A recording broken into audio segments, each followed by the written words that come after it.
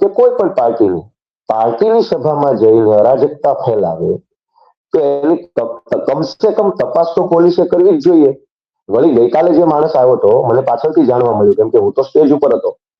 મને પછી પાછળથી મીડિયા મિત્રો, પોલીસ મિત્રો અને અમારા કાર્યકર્તાઓ પાસેથી જાણવા મળ્યું કે ભાઈ છરો લઈને આવ્યો હતો અને સ્ટેજ તરફ આવતો હતો, લોકોએ રોકી લીધો.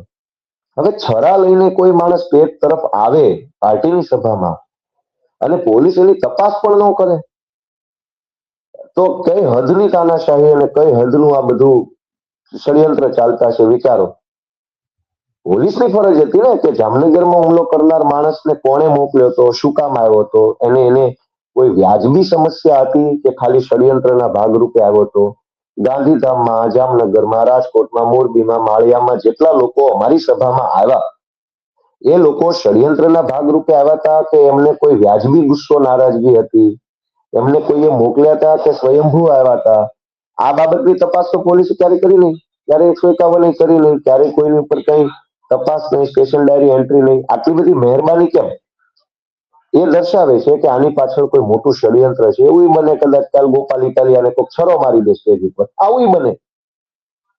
અને અમે તો ભગવાન ઉપર વિશ્વાસ રાખીને બેઠા છીએ, બાકી આમના ભરોસે રહી તો જિંદગી જીવાય એમ જ નથી.